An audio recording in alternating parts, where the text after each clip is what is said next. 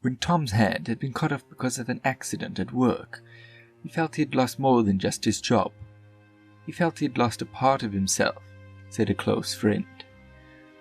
Tom's once promising life was ruined, and he couldn't believe it. My career, my family, both of which were important to me, disappeared all at once, Tom said. He found himself in a completely new situation that he had not planned for. When Tom was in his 30s, he was known for his charm and the respect he got from people around him. His love for his late wife, Isabella, was the most important thing in his life. Their life together has been marked by deep love and goals that they wanted to achieve. Tom talked about the long walks they took together, holding hands and feeling excited about their future. This was one of their favorite moments. Even when things were at their worst, he could still find comfort in Isabel's laugh and smile. Their love story was like a carefully made painting, with new colors and textures being added to the canvas of their lives every day. Together, they were always ready to face life's challenges. Tom often thought about the peaceful times they had together when they sat on the porch, drank tea, and watched the days go by. In his heart, Tom was sure that Isabella could not be replaced. He was so sad that he thought it would be impossible to find someone as kind and special as Isabella. Their young son, Lucas, was a sign of the wonderful life they had built together. Something unexpected happened when Tom and Lucas were on their way home from the graveyard, where they had just marked the 1-year anniversary of Isabella's death. They saw a woman they didn't know, struggling on the sidewalk. Her shoe heel had got caught in a storm grate, which not only made her feel bad, but also left her without a shoe. Tom is always a gentleman, so he went to help right away. "Miss, are you okay?" Tom asked, with a worried look on his face, and he offered to help. Even though she was embarrassed, the woman was able to say, "I'm fine, thank you." She laughed nervously, which showed she was uncomfortable in that situation. Tom didn't pause when he saw how sad the woman was. He offered her a ride home without giving it a second thought. It was a simple act of kindness that changed the course of his life. During their ride, Tom introduced himself by smiling and shaking Natalie's hand. He could feel how soft her fingers were. Natalie told him about her life as they drove. She talked about her breakup and how she found strength in facing problems on her own. Even though his eyes were on the road, Tom paid close attention to what Natalie was saying. Natalie's smile was very attractive as she talked about her hobbies, especially how much she liked camping. She talked about how nature made her feel better, and Tom liked how bold she was and how much she loved life. As they told each other stories, Tom noticed the kindness in Natalie's eyes that reminded him of Isabella. He didn't know why, but he was drawn to her. Natalie said, "Thank you for helping me," with a slight blush. Tom's heart raced when he looked into her eyes. When they got to a cute house with a colorful garden and white picket fence, Natalie gave him her contact information. While their fingers touched, she said, "Please call me." And then she left. That night was the start of an uncertain journey for Tom, but he knew one thing for sure. Natalie had already made an impact on his heart that would last forever. Tom and Natalie started seeing each other more often, and each time, their bond got stronger. During their time together, they laughed and talked about their dreams. They would often drink tea on Natalie's porch and watch the sun go down behind the hills. Tom couldn't believe how quickly Natalie became a part of his life. He also knew that Lucas liked her a lot. Natalie loved kids, and it didn't take long for her to offer to watch Lucas while Tom was at work. She showed him how to make paper aeroplanes and bake cookies, giving him great memories that made their home feel warm and happy. It felt like a missing piece of their family puzzle had finally fallen into place. Over time, Tom appreciated not only Natalie's kindness and compassion, but also her unwavering support for Lucas and true love for him. He understood that not only could she be a perfect wife, but she could also be a perfect stepmother for his son. Every day they became closer, and it became clearer and clearer that love was growing between them. One night, Tom thought to himself as he looked at Natalie, "My son needs a mom, and I can't think of anyone better than Natalie." He got up the courage and asked her out in the same place where they first talked. Natalie's eyes filled with tears of happiness, and she agreed right away. Tom and Natalie soon got married and had a really small, joyous wedding. Their honeymoon was a time of pure joy, full of love and new things to try. They went to new places, walked hand in hand on beautiful beaches, and had sweet moments under the moonlight. With Lucas at the center of their new life together, it felt like a dream come true. 3 years went by, and they were happy and in love the whole time. Each day seemed like a page from a story where dreams really did come true. Natalie shocked Tom with an idea the day after they had their 3rd wedding anniversary. She told him that she wanted to start a business, and that she needed someone to invest in it. Her plan was to open a small bakery that specialized in fine sweets. It was a dream she had for a long time. "Honey, here's what I'm thinking. What if we sold the house?" she suggested, with a lot of energy. As she talked about the bakery's possible future, her eyes lit up with joy. She painted a vivid picture of shelves full of tasty treats and the sweet smell of freshly baked goods in the air. "I'm sure the business will take off, and if it does, we could move to a bigger house in 2 quarters. I promise to pay you back what you gave me." Tom gave the idea a lot of thought.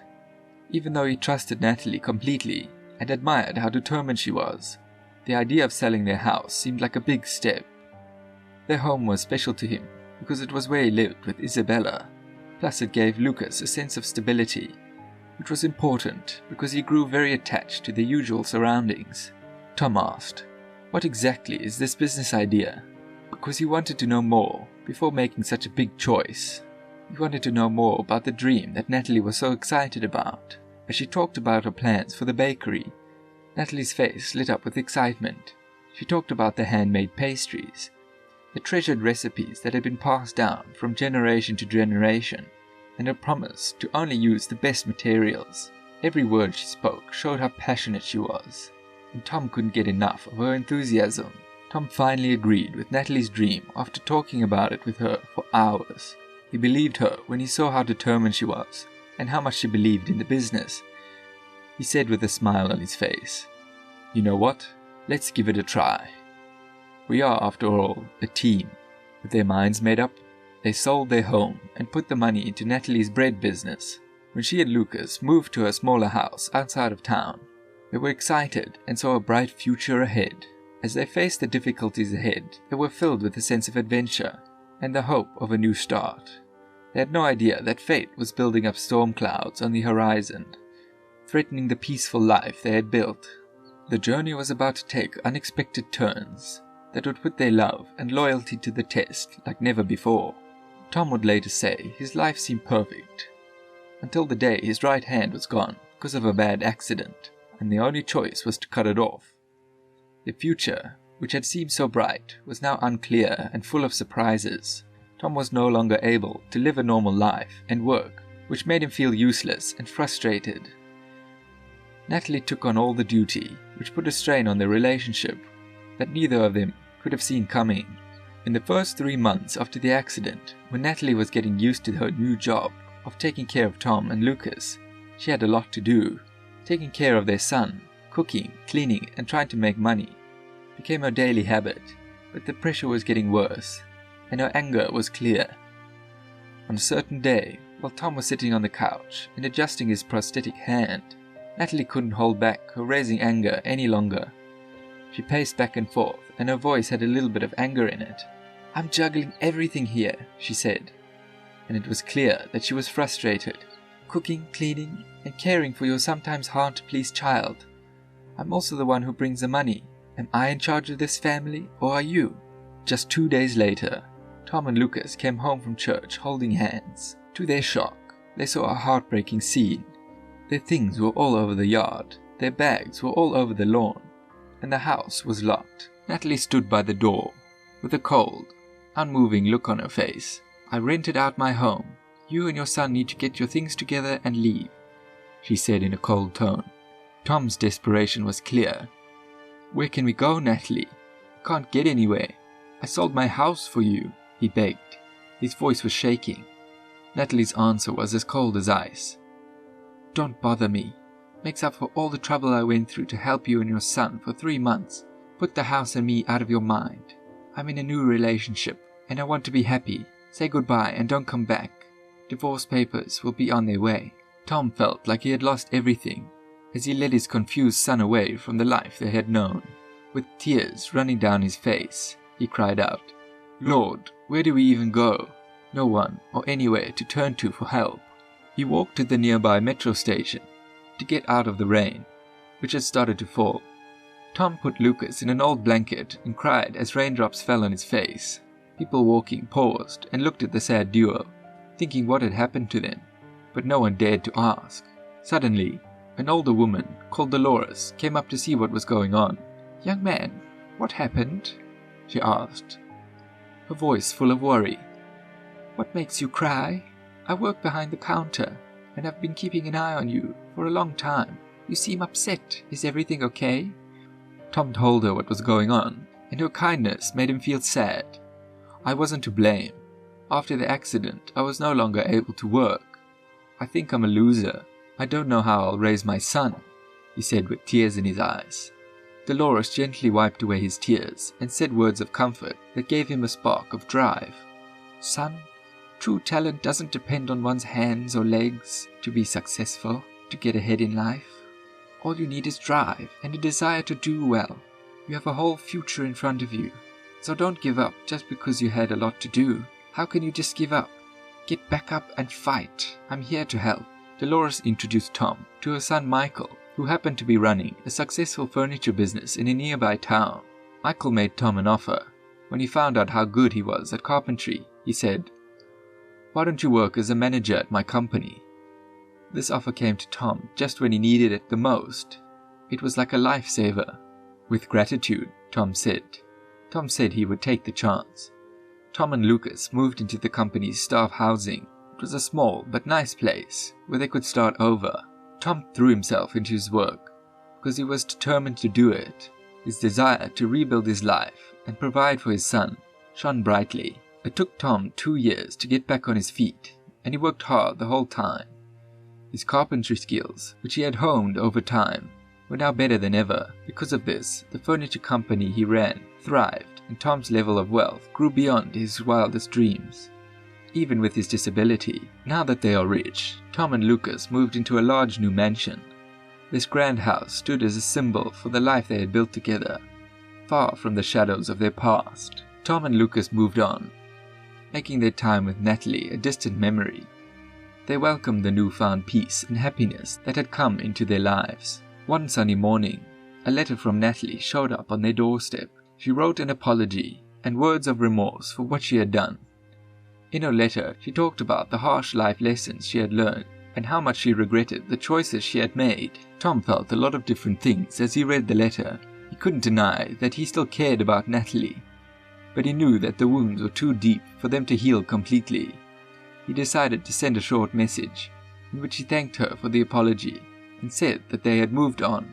Tom and Lucas had changed over the years, becoming a close-knit family. Tom's furniture business continued to thrive, and Lucas had grown into a fine young man. Their relationship was strong, and they found comfort in their new life, which was built on resilience and support by good people like Dolores and Michael. As the sun sank below the horizon and put a warm glow on their new home, Tom knew that they were ready to face any challenge that might come their way. They were ready to face them together and with love, resilience, and the lessons from their past. Tom and Lucas were getting a quiet dinner at their new home one summer evening when they heard a knock on the door. Tom opened the door and was surprised to see Natalie standing on the doorstep. He was surprised and asked, "What are you doing here? Why have you come?" His words had a hint of doubt in them. Natalie started to tell her story, with tears in her eyes and a voice that was shaking. She told Tom that her new boyfriend had been unfaithful and cheated on her. She told him that she was upset that he took all the money and ran away. Natalie then said, "I sold my house because he told me he would help grow my business, but I lost both. I can't go anywhere." As she went on, her voice got more emotional. "Then I heard about you." She fell to her knees and cried, "I need your help. Natalie stood outside the door with tears running down her face, which showed a mix of sorrow and sadness. She wanted forgiveness and a chance to fix what she had done wrong, but she knew it wouldn't be easy. Tom's eyes didn't move, and he didn't change his mind. The problems from the past had to stay away from the life that he and Lucas had worked so hard to build. Natalie spoke up with a shaking voice and said, "Tom, I know I did something wrong, and I'm so sorry for everything. I've spent years trying to be a better person and make up for what I did. I wanted to show that I had learned from my mistakes." Tom sighed, and his face showed a hint of weakness, but he kept his guard up. "Natalie, I'm glad you've grown and changed, but your past mistakes are still painful. What you did hurt me and Lucas in ways you can't even think of." Natalie couldn't find the right words as tears ran down her face. "I understand, Tom, that I can't change the past, but I thought we could find a way to heal as a family and move on." Tom's face showed that he was confused. He was torn between giving the person a second chance and not wanting the same thing to happen again. He took a deep breath and spoke in a softer tone. "Natalie, you need to know that Lucas and I have found our own peace. I can't take the chance that it will break again." The door shut, leaving Natalie outside. She tried to make up with him, but the second chance she wanted was denied. Tom's choice didn't mean that he had shut the door for good. In the days after, he felt like he had to take care of himself, not because of their past love, but because of who he was. He knew he couldn't fully forgive her, but he knew he could help. Tom wrote a letter to Natalie one night. He said it was hard for him to forgive her, but he understood what she needed. He offered to pay her stay at a nearby hotel and the court fees for her divorce. "Even though you hurt me deeply, I'll still help you," he wrote. "This is something that makes us different. I won't forget what happened in the past, but I can decide to be better. You'll get an envelope with the information at your door."